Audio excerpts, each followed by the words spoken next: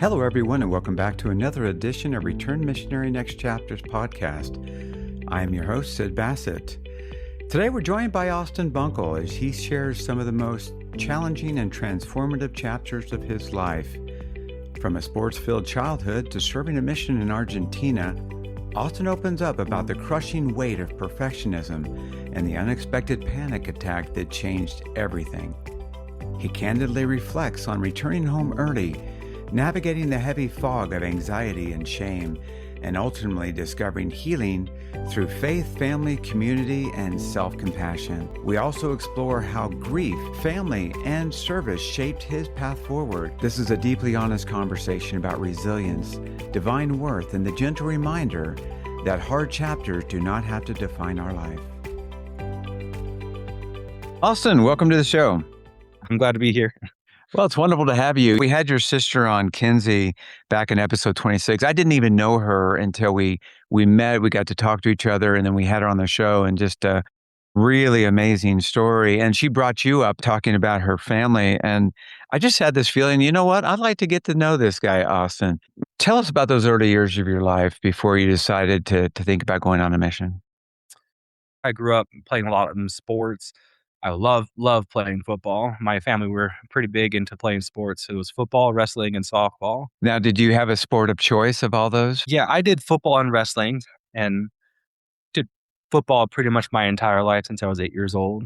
Played same teammates all growing up, and then played with the same teammates from Little League in high school as well. Wrestling, I didn't start that till about high school as well. And we always have a little funny debate between me and my brothers about who was the better athlete, because I was like, I'm always a state champion my freshman and senior year in football.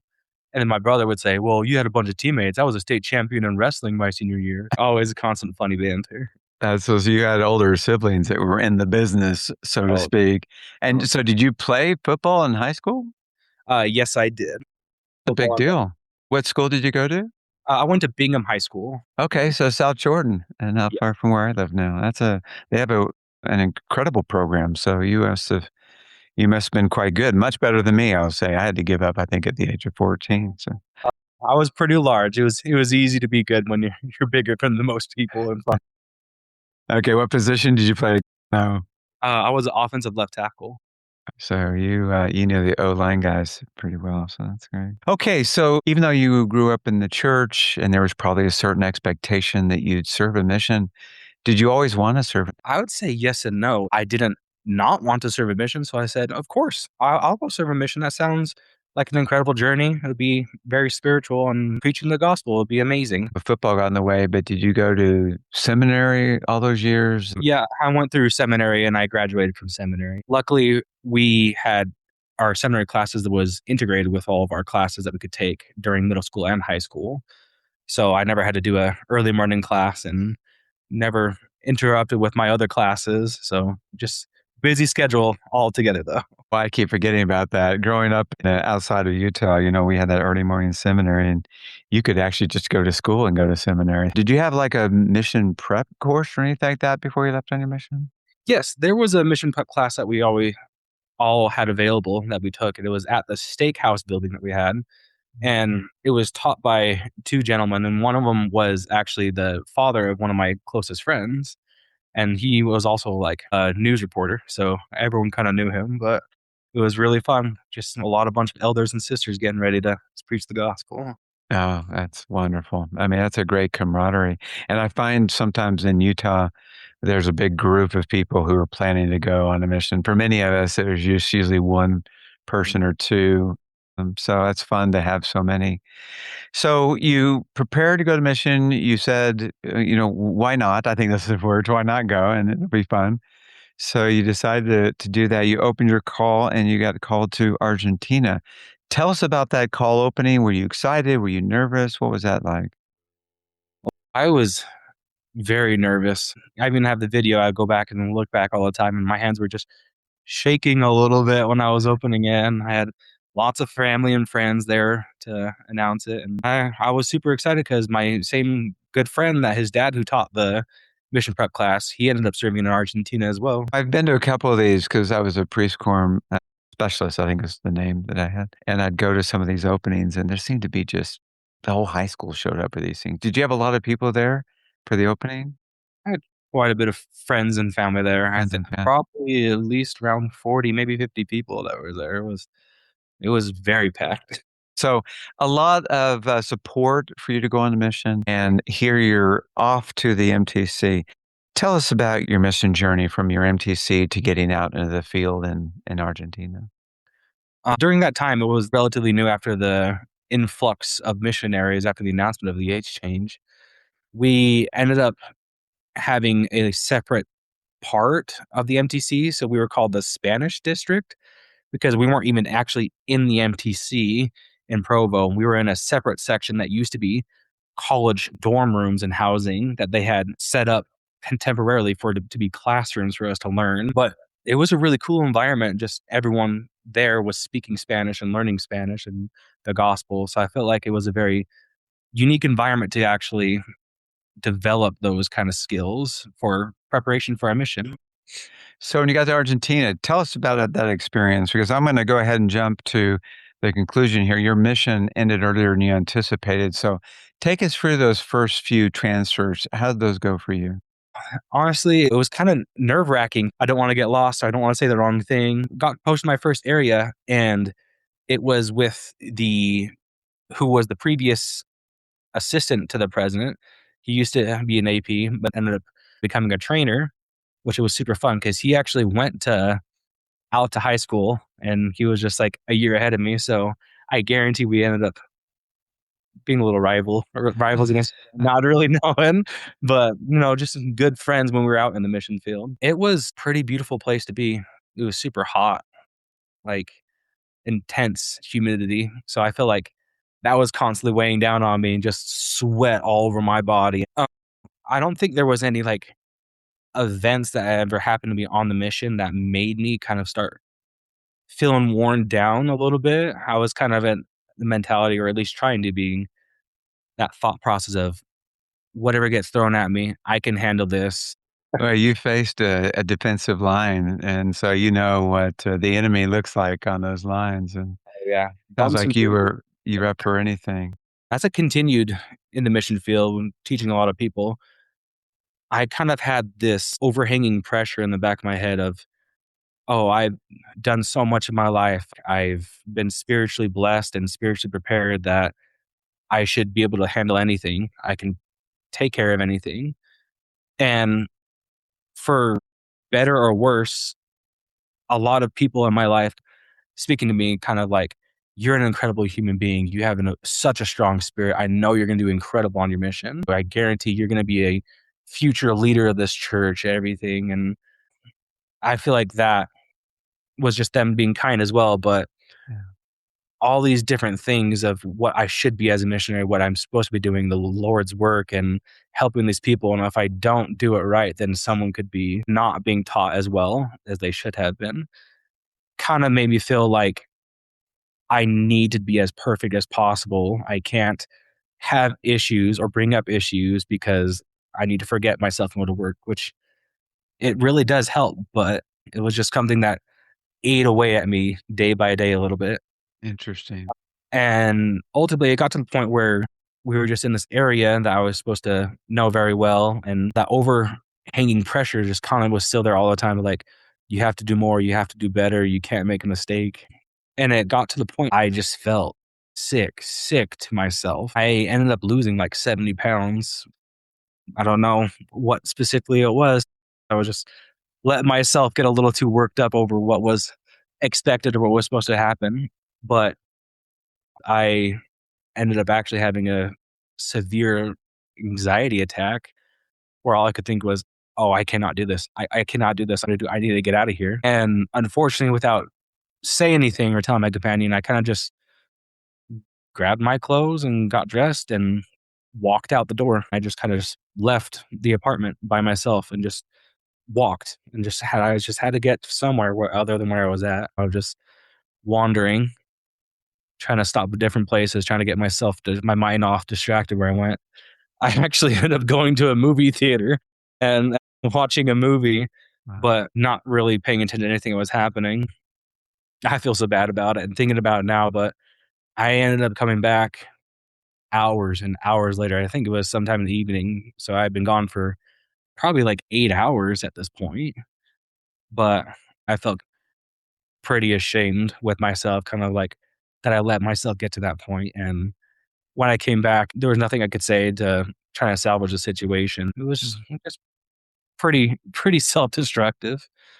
But I'm interested. So you had a panic attack, and it sounds like a pretty severe one because it's not uncommon for missionaries to have panic attacks, mild or otherwise. But it sounds like this is pretty severe. And just on the back side of that, you hit a place where the only way you could cope was, it sounds like, to just tap out and leave. And being gone for 8 hours, I can only imagine the feelings of your companion. You said you felt ashamed. I suspect this behavior is not something that was normal for you. I can't imagine you had a panic attack before, right? Or something of that severity? oh, no, not even close. So no doubt your cognitive functioning was impaired at that point, and you were feeling like you had to survive. The best way to survive was just to be anywhere than where you were. And it doesn't sound like you had a real problem with your companion. It was just this sort of anxiety, this expectation you created for yourself that was just beyond your ability to attain. And that triggered something inside of you. As a former mission leader, I can only imagine. This has happened to us before, and you're a bit in panic yourself as a mission president. What happened? The office elders ended up coming out and talked with the other elders that were there, and they said, "Okay, well, these are the plans. Tomorrow, we're gonna go back to the office, and you're gonna meet with the president." Come after that, met with him, talked with him a little bit, and ultimately ended up making the decision of, I needed to go home. Well, I bet a lot happened between that when you came to yourself, you came back. How far was where you're living to the mission office or where your mission It president? was quite a few hours away.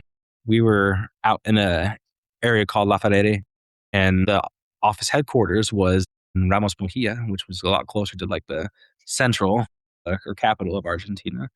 So I can't remember the exact time, but it was like 3 to 5 hours of a travel to get Mm. back. As you look back at your at that time, after a pretty sizable tectonic shakeup in your mind, that panic attack. Do you remember a lot of why you did what you did, or was that sort of just instinctive? This was what you felt like you needed to do to feel safe? There wasn't a reason why. I felt like I hit a wall and it was pushing me, and wherever I was where that pressure was, and so I needed to get away from that pressure. And so I guess it was just more instinctively where I'm used to moving. And so I just got up and got out of there as fast as I could. Mm. It is interesting, we go on missions and all of the coping strategies that we employed when we were in college, of course, you probably just pounded somebody on the football field or something just to let out a lot of that. That wouldn't be a good idea on your mission, but we had all these coping strategies, and you go on your mission, and really most of those you can't do. I mean, you can't go for a long run, right? You can't go for a long bike ride or go listen to music. And then you're always with somebody, which is another thing that is unusual about being on a mission. And it sounds like all those things combined, you just sort of snapped in a way and just decided, I got to go. I got to be somewhere else. This pressure you talked about between the wall and you just felt like the safest thing for you to do was to be somewhere else. I hate to go back too far again, but did you feel any of that in the MTC? Was just this so new to you, the environment, the people, the culture, everything? Had you experienced that before in the MTC at all? A little bit. I could feel that pressure there a little bit, but I think that was the stress of I have to learn another language. Oh, I'm gonna have to be teaching this gospel to other people. And once again, the idea of I'm responsible for their salvation of their souls, which is totally not true at all. But that's what I thought for myself of I have to do everything in my power to be as perfect as I can. Yeah, that perfectionism hits a lot of missionaries. So you go up with the mission officer, you meet with the mission president. How'd that go? Um, a lot of emotion. I was pretty upset with myself and kind of like I already knew what was gonna happen, the conversation I was gonna have, so he was very, very compassionate and very, very sad, and he said apologetic, like, "Oh my gosh, I'm so sorry, Elder. I didn't realize just about how much that you were going through." But I mean, outside looking in, how can you really know how much someone is actually feeling? I love his reaction. One of the things that mission leaders know very well, every one of them that maybe listen to this know this very well, you love your missionaries. You really do. It's as if they were gifted to you at birth and you love your missionaries. And instead of like, elder, what were you thinking? Instead of that kind of normal natural man reaction, it was one of compassion. It was one of, oh my, I had no idea what you were going through. And no doubt he and his amazing companion probably were just like trying to figure out any way to help you. And it sounds like you felt that compassion. And I'm so grateful you did. Oh, for sure. They were absolutely, and they still are absolutely incredible. They, even when they got done with their mission, they had the mission reunion, and they reached out to me and they said, "We would love to you still come to like the mission reunion," even though like I felt like I wasn't part of the mission. They were like, "Oh no, you definitely are still." And it's been like 10 years, and they still have like reached out quite a few times just to check in. Amazing mission leaders. Yeah. I believe in a Heavenly Father who's very individual and understands what we're going through. And in fact, that reaction of your mission president felt very normal and natural. And that was, you know, Elder Bunkle had no idea you were going through all this. And we'll get to this in a minute, but this grace that we talked about as we were preparing for this call, it is something that we all need more of. And we need it not just for our friends, we need it for ourselves, and we need to allow that. And when we do something so out of character, so out of the predictable range, there's something going on. This is not devious behavior or rebellious behavior. Instead, it's just a natural reaction of the body and the mind trying to feel fight or flight, try to find that safety zone where they feel. And I love a movie. What better way? Of course, you didn't remember any of it, but what better way to sort of feel this? Okay, let things wash over me, and just so I can come to myself.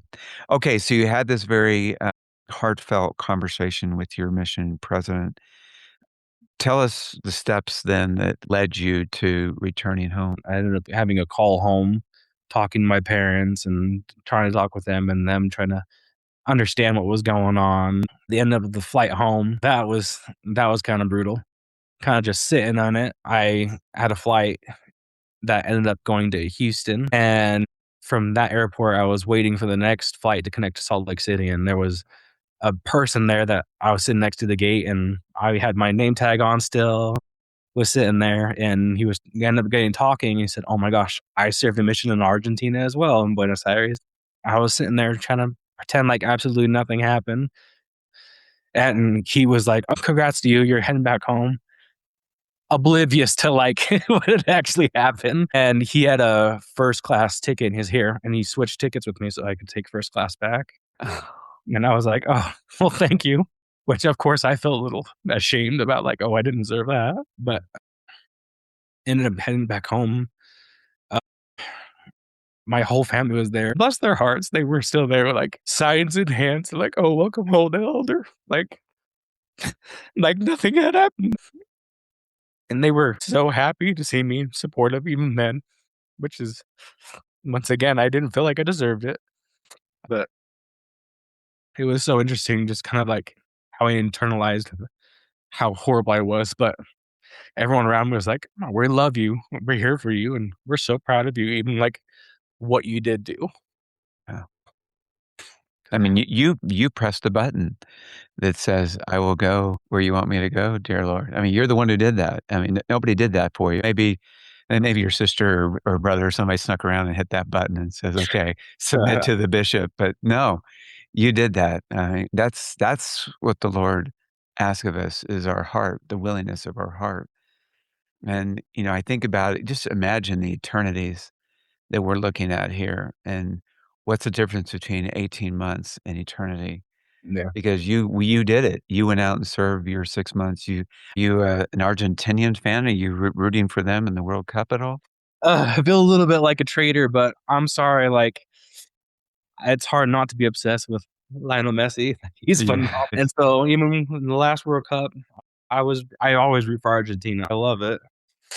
Well, it's easy to pick a winning team in Argentina, but by the time this gets posted, we'll all know what happened.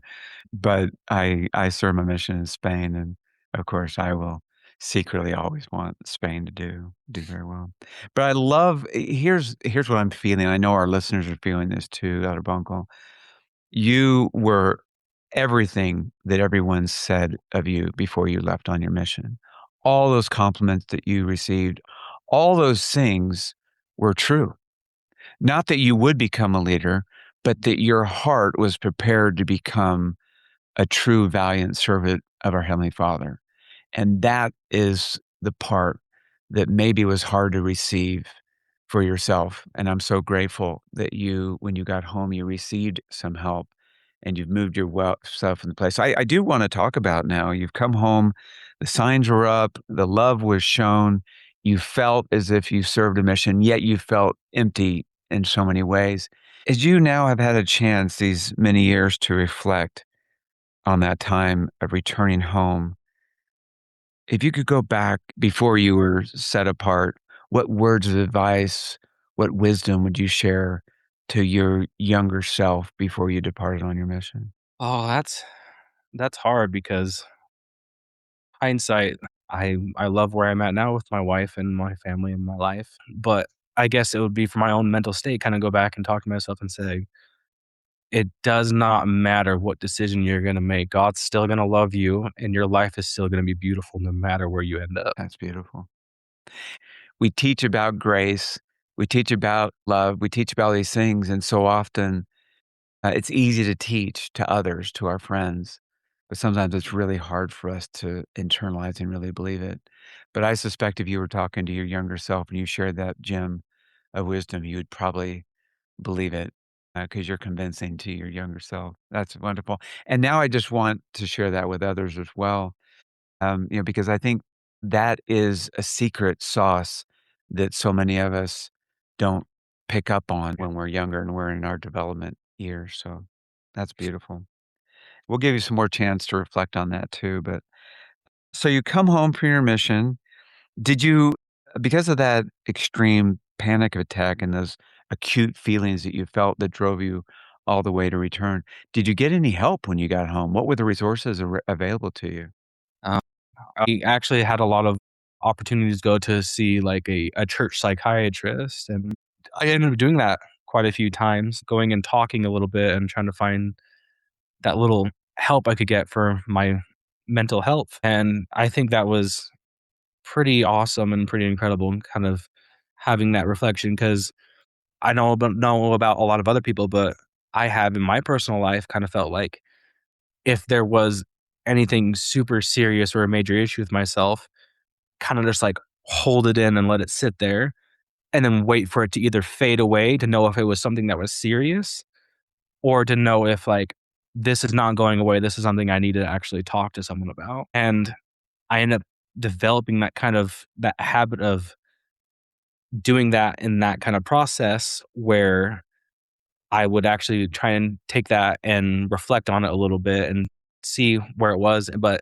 ultimately, talking about whatever issues, negative emotions that I was feeling that was perpetually like plaguing my mind. And I feel like those steps that I took after the initial part, I think it was about 6 months that I had started doing a lot of help and reaching out to psychiatrists and talking with other people and their journeys and their stories about it, that being able to have that self-love and understanding and I'd say emotional maturity that I didn't have at that time of self-love and acceptance. Such a beautiful love story to think about your family there at the airport when you arrived home with signs and celebration of accomplishment.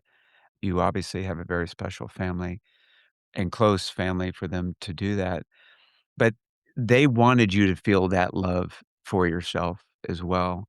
And then fast forward just a short period of time and you're saying that you were taught by these psychiatrists to help you find that love for yourself. And you had a good example modeled by those that loved you. And now here you are teaching me and all the listeners about the importance of self-love. Before this call, we had a conversation about how you would allow yourself to receive the grace of our Heavenly Father and His Son, Jesus Christ. Tell us about what that means to you, this idea of receiving grace in your life. I think it all goes back to the life and ministry of Christ, about how the pure love of Christ is charity. And I think that is something that's really interesting, just because this idea of I can love as many people, I can help as many people as possible. But when we in turn have moments where I need to feel loved, I need to have help, a lot of times we're kind of like, no, please don't help me. I don't need this. You feel embarrassed kind of receiving that, which is so ironic, because there are times where Jesus's life, where he was struggling and there were those to support him. And it's interesting to think, because he was a perfect being, but there's still moments where he asked for help. I was learning the other day during church, the first commandments the Lord gave was, thou shalt love thy God. And the second one, oh, you should love thy neighbor as I love thyself. Mm. It's kind of a two-part commandment given to us, that you need to learn to love yourself if you want to love other people. I have found that it's really hard to love others when you don't love yourself.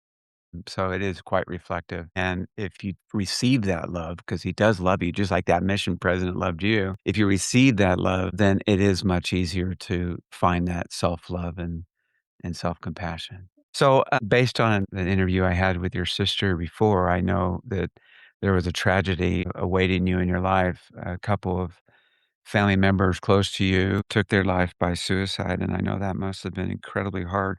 Can you tell us what impact that had on you? And if you don't mind, I know it's a delicate thing. It's not really anything you can ever prepare for, even if you've seen it pretty close hand experienced in another person's life and seen the turmoil that they're going through as they're going through it.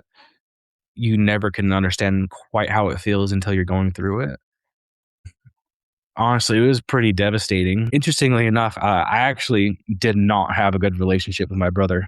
Me and him butt heads relentlessly. Quite honestly, I was a little bit of a brat. I was very, very emotional. I was the tattletale kid that always got in trouble. I just didn't like him living wherever he wanted to do, and if it conflicted with mine, I would do whatever I could to get underneath his skin to get what I wanted instead. But when I came home from my mission, I actually connected with my brother quite a bit in those in that time before he ended up taking his life, which I was so grateful for, because it was difficult not to have that relationship of love with every single person in my family. It was a little bit of a struggle trying to cope with it.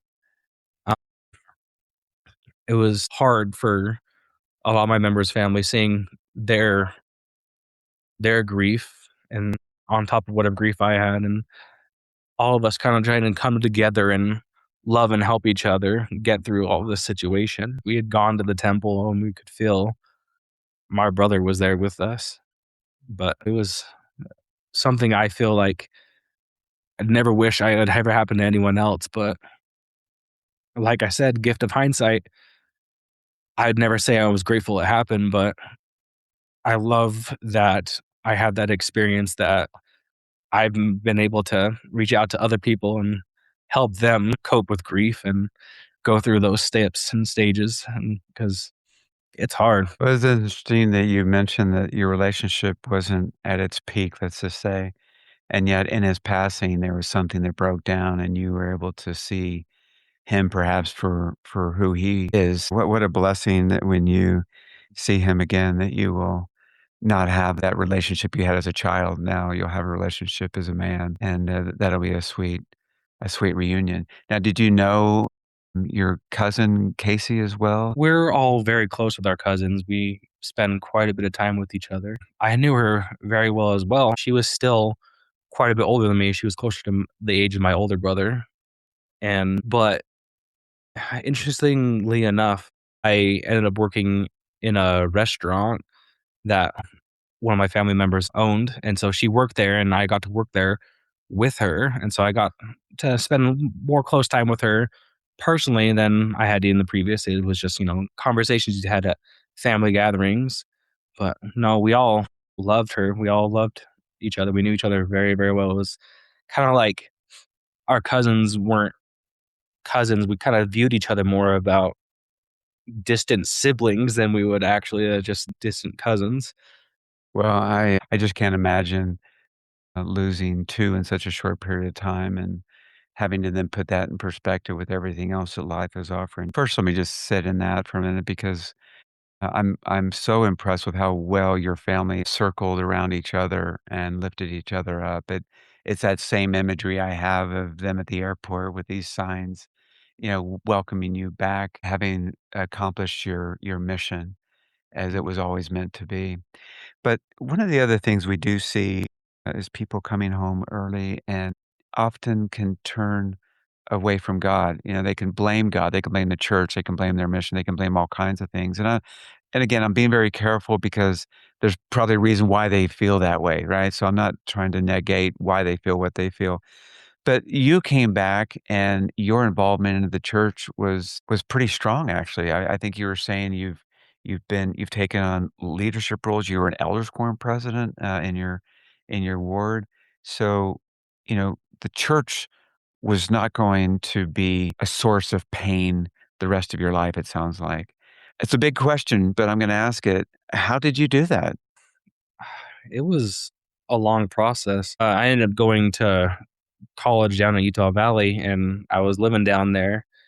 And there was a brief moment where I was just kind of like mixed between guilty of what I had done, but also kind of had this slight mindset of like, I've been trying to do everything I could possible. And so there was a brief moment there where I was kind of in that sweet spot of on the edge of the fence between back and forth of, am I going to pull away from the church? Am I going to kind of lean into it? And honestly, it was difficult trying to rationalize what I was going to try to do. Ultimately, I ended up deciding to keep going to church and looking for opportunities to serve. And as I did that, I kind of redeveloped that power of the spirit that like I could feel in around me as I was trying to reach out and help others. And it kind of calmed my fears of what I wanted in the moment and kind of more rely on in God's time and by God's will.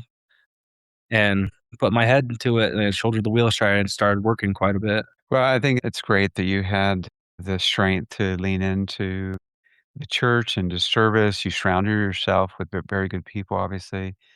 And then you went on to become a sports massage therapist, and I guess you have supported the University of Utah sports programs, and as they travel about and they get knocked up and banged up, you know what that feels like. I couldn't even imagine an Yeah. offensive tackle, how many knocks and bruises you always came home with. I did want to just acknowledge the fact that you went on and you found your perfect companion and you had a little child now.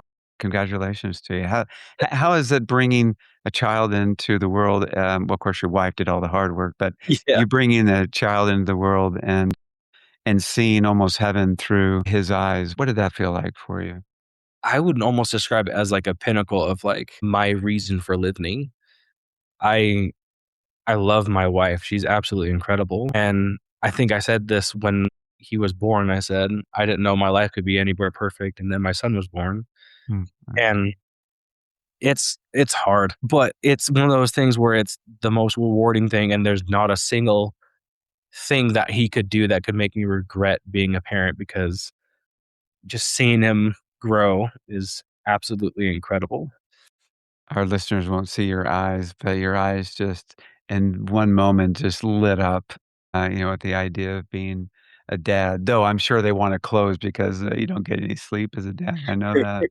So, if you were talking to a young woman or a young man that came back to your ward and they had come home early from their mission and they asked for your advice, right? I know that unsolicited advice isn't necessarily the best advice, but if they were to come to you and say, Austin, I've just come home.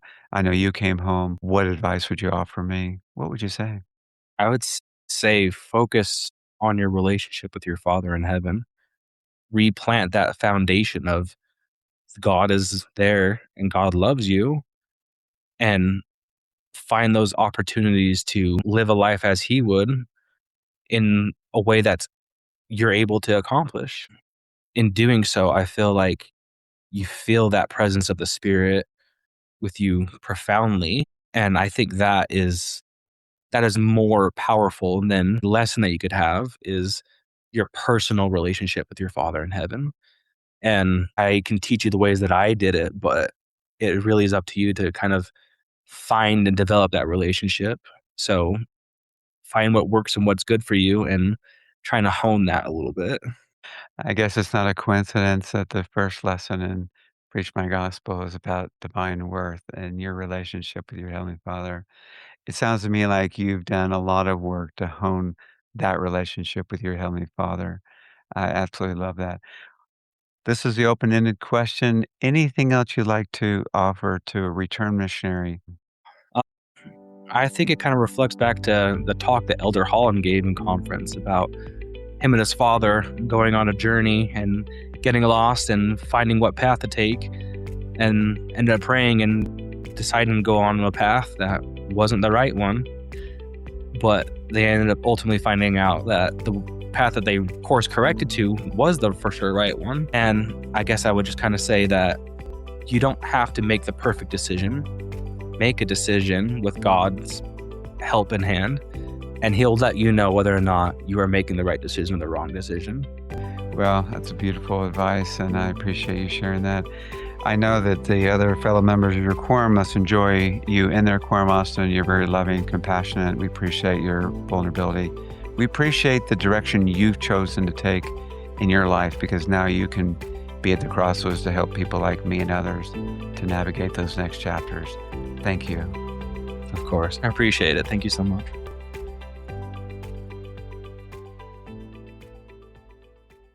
We hope you enjoyed today's program. It is our sincere hope that you gain insights from these lived experiences of disciples of Jesus Christ as you navigate your next chapters in life.